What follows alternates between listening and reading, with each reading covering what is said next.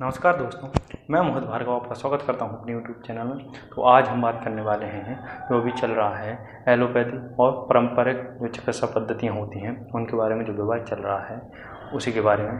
तो पारंपरिक चिकित्सा पद्धतियां जैसे कि आयुर्वेद, यूनानी चिकित्सा पद्धति या नेचुरल चिकित्सा पद्धति और होम्योपैथी, तो इन सबको पारंपरिक चिकित्सा पद्धतियों में शामिल किया जाता है। दूसरी होती है एलोपैथी।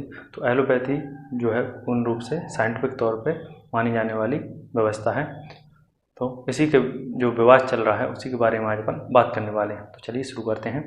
कोरोना वायरस संक्रमण के ट्रीटमेंट में कौन सी पद्धति कितनी अच्छी रही, इस पर एलोपैथी के सपोर्टर और बाबा रामदेव के बीच खिचखिच जारी है। हालांकि स्वास्थ्य मंत्री डॉक्टर हर्षवर्धन के दबाव में बाबा रामदेव ने इंडियन मेडिकल एसोसिएशन से माफ़ी मांग ली है, लेकिन अगले ही दिन उन्होंने 25 सवालों की सूची जारी करके उन सब सवालों के जवाब पूछना चाहते हैं, लेकिन कोई भी बाबा के सवालों का जवाब नहीं दे पाया है। अगर बाबा जोर देने लगते हैं तो बहस में शामिल डॉक्टर आयुर्वेद या कोई भी व्यवस्था को वैज्ञानिक नहीं होने की बात बताते हैं, लेकिन इस पूरे विवाद ने पारंपरिक इलाज पद्धति बनाम एलोपैथी के बीच विवाद छेड़ दिया है। यह भी नहीं होना चाहिए कि किसी पद्धति को अवैज्ञानिक कहकर खारिज कर दिया जाए। अगर आयुर्वेद या पारंपरिक चिकित्सा पद्धति इतनी ही अवैज्ञानिक थी तो साइंटिफिक होने का दावा करने वाली पश्चिमी सभ्यता के बहुत से लोग इसको अपनाते क्यों चले गए। कोरोना महामारी के टाइम में निश्चित तौर पर सभी चिकित्सा पद्धतियों के डॉक्टरों ने मेहनत की है।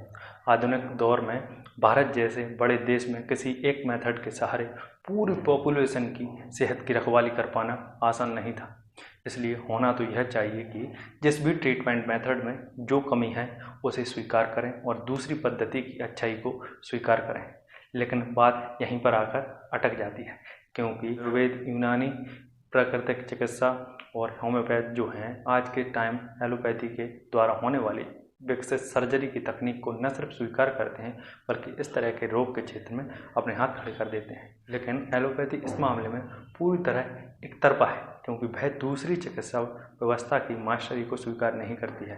यह बात और है कि पेट, हड्डी, नींद और ब्लड प्रेशर जैसी बीमारियों में ऐसे अनेक लोगों के एक्सपीरियंस आपके सामने आए होंगे जिनमें बड़े एलोपैथी डॉक्टरों ने जो दवाएं बताई होंगी वे अंग्रेजी नाम में ज़्यादातर आयुर्वेदिक दवाएं ही होंगी। वैज्ञानिकता की जब भी बात आती है हमारे पास ब्रिटेन और अमेरिका के ही उदाहरण होते हैं। हमारे यहाँ के आधुनिक विद्वान उन्हीं का आधार लेकर अपनी पारंपरिक ज्ञान परंपरा को खारिज करते हैं। ऐसे लोगों को याद दिलाना जरूरी है कि पिछली सदी के 7वें दशक में अमेरिकी शुगर लॉबी ने खाने के तेल को फर्जी शोध के नाम पर धीरे धीरे खाने की आदत से न सिर्फ दूर करा दिया था बल्कि चीनी को उसके मुकाबले अच्छा ठहरा दिया। वर्ष 2016 में अमेरिका के JAMA इंटरनेशनल मेडिसिन में छपे एक लेख के मुताबिक उस समय अमेरिकी शुगर लॉबी ने चीनी से होने वाली रोगों मसलन मधुमेह, डायबिटीज़, हृदय रोग आदि को गलत साबित करने और उसकी ओर से लोगों का ध्यान बटाने के लिए फर्जी शोध करा दिया था। इस अध्ययन में विशेषज्ञों को तैयार किया गया कि वे दिल के रोगों के लिए सैचुरेटेड फैट यानी सांद्र वसा को जिम्मेदार ठहराएं। सैन फ्रांसिस्को की कैलिफोर्निया यूनिवर्सिटी के स्टैंस इंग्लैंड ने चीनी उद्योग के गोपनीय दस्तावेज के हवाले से यह पर्दाफाश किया था। वर्ष 2016 में ही न्यूयॉर्क टाइम में छपी एक रिपोर्ट के मुताबिक शीतल पेय बनाने वाली एक कंपनी ने लाखों डॉलर रिसर्च पर खर्च किया था ताकि मोटापे और डिप्रेशन जैसे रोगों के शीतल पेय पीने की आदत से जुड़े रिश्ते का खारिज किया जा सके। मतलब कि जो लोग कहते हैं कि ठंडे पानी पीने से डिप्रेशन या जो मोटापा है वह बढ़ता है, उसे खारिज करने के लिए उस कंपनी ने रिसर्च करवा दी। वैज्ञानिकता में कैसे कैसे खेल होते हैं, इस पर जून 2016 में समाचार एजेंसी AP ने एक रिपोर्ट जारी की थी, जिसके मुताबिक कैंडी निर्माताओं ने एक ऐसे रिसर्च को आयोजित किया था जो साबित करे कि जो बच्चे कैंडी नहीं खाते उनके मुकाबले कैंडी खाने वाले बच्चों में मोटापा कम होता है।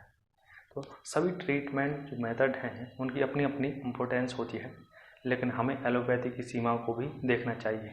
कोरोना की पहली लहर के टाइम पर मलेरिया के ट्रीटमेंट में यूज़ होने वाली हाइड्रोक्सी क्लोरोक्विन के यूज़ को स्वास्थ्य मंत्रालय ने परमिशन दी, जबकि इस पर भी विश्व स्वास्थ्य संगठन ने रोक लगा दी थी। तब इसी हाइड्रोक्सी क्लोरोक्विन को उपयोगी और वैज्ञानिक बताया जा रहा था। इसी तरह दूसरी लहर के समय जान बचाने वाली रेमडेसिविर की बड़ी चर्चा रही। लोग इसकी कालाबाजारी करने लगे। निश्चित तौर पर यह दवा एंटीवायरल है। एबोला महामारी के दौरान इसका सफल परीक्षण हुआ। डॉक्टर धड़ाधड़ इसे लिखते रहे। इसकी कालाबाजारी और तस्करी होती रही। लेकिन आखिर में क्या हुआ?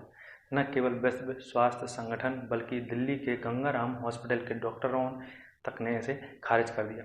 कुछ दिन पहले तक इस दवा का क्या महत्व था, इसका अंदाज़ा इसी बात से लगाया जा सकता है कि सरकार ने इसके निर्यात या एक्सपोर्ट पर रोक लगा दी थी। प्लाज्मा थेरेपी का सुझाव तो आयुर्वेद ने नहीं दिया था, अत्याधुनिक और वैज्ञानिक चिकित्सा पद्धति एलोपैथी ने ही दिया था, लेकिन उसे भी खारिज कर दिया गया। इन दवाओं का इस्तेमाल और उनकी रोक जो है वैज्ञानिकता की ही सीमाओं को हमारे सामने लाता है। जाहिर है कि यहाँ वैज्ञानिकता भी नहीं टिक पाई, लेकिन यह भी सच है कि इसी समय हमारे देश में काढ़ा और हल्दी दूध के साथ ही भारतीय देसी दवाओं का जमकर यूज हुआ। हल्दी की महत्ता का अंदाजा इसी से लगाया जा सकता है कि अब ब्रिटेन और अमेरिका के कॉफ़ी शॉप में हल्दी दूध भी मिलने लगा है। दरअसल वैज्ञानिकता और अवैज्ञानिकता की यह वैसे ही बेईमानी है।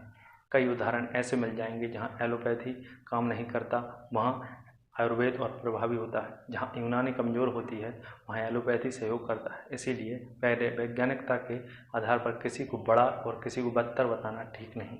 कोरोना महामारी की समस्या का सामना इलाज की हर व्यवस्था ने किया है।